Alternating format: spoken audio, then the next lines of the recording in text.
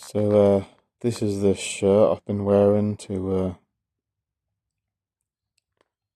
the blow-up ceremony I was leading for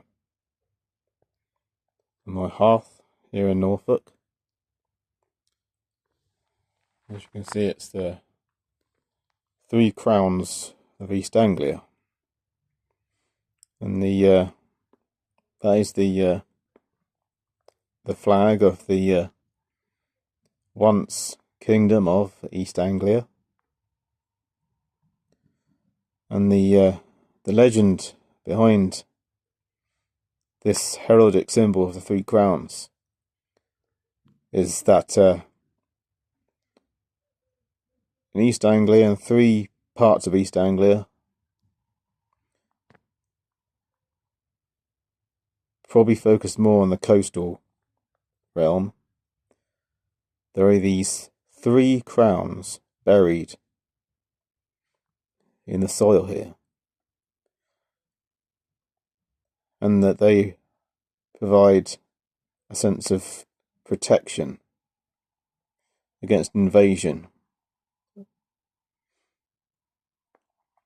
from a hostile threat. Now, there are no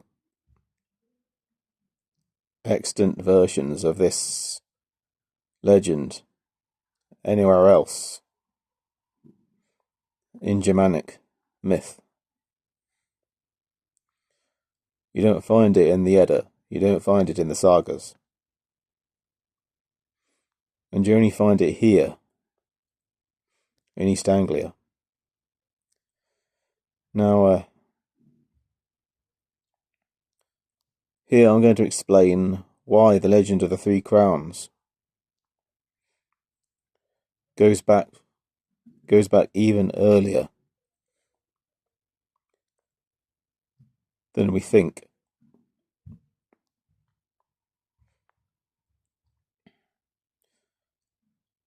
Though we think of it as an English myth,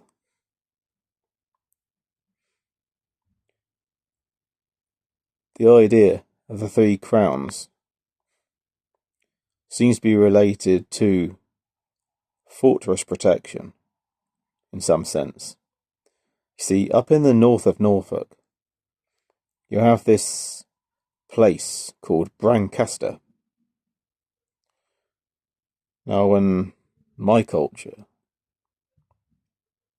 English culture settled here, they thought Bran had something to do with the cereal, the crop that was being grown on the location, because the fields inshore from Brancaster are very fertile for growing those kinds of crops, like bran or emmer wheat.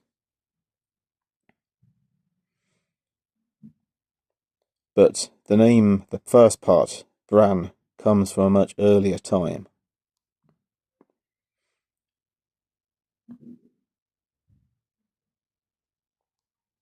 Bran is the Brythonic, the ancient pre-English, pre-Roman Brythonic word for a raven.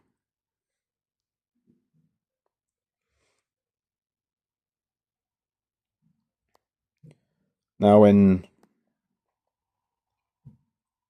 very ancient British mythology, the raven was a bird that represented protection.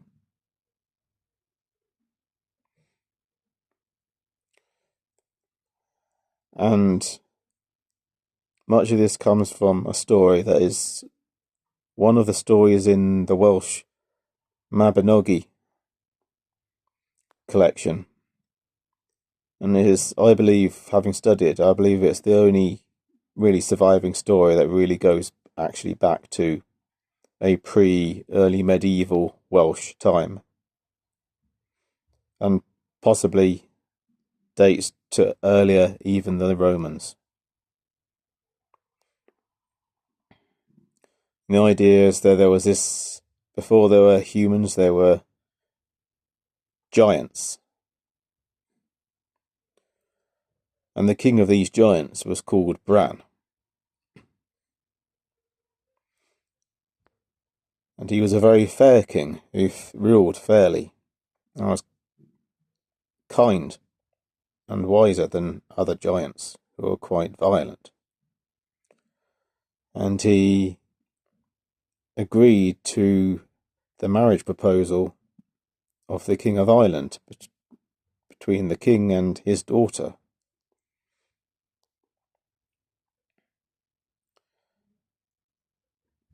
And so he was happy for her marriage to go ahead. But he had a brother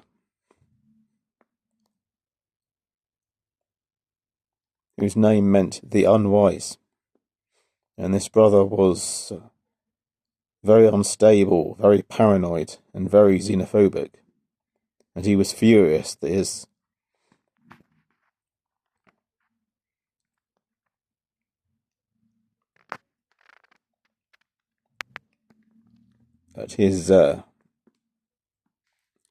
brother's... Actually, I think technically he was his nephew, actually, rather than brother. But anyway, so he was furious that Bran's daughter was going to be married off to the Irish, and so he sabotaged it. This soured relations somewhat, and the princess was treated cruelly and made prisoner in a tower. So upon hearing this, Bran marched with his forces to try and free her from her situation. This led to a great war breaking out. Bran was mortally wounded and slain, and his last instructions were to have his head taken off and buried on a place called the White Mountain. We're not entirely sure what this was exactly. According to the Mabinogion, the Welsh Mount was London.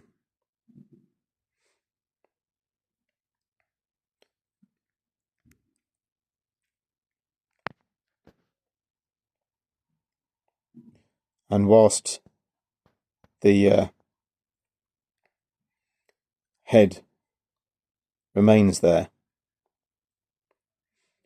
Britain will be spiritually protected from the threat of hostile invasion. Now, what is another word for a head, or rather the top part of a head above the face area, than crown? So though these are crowns, could there in fact be a connection to three heads? What if an earlier belief, perhaps one of the oldest surviving beliefs of this region, were that the three crowns were in fact three heads?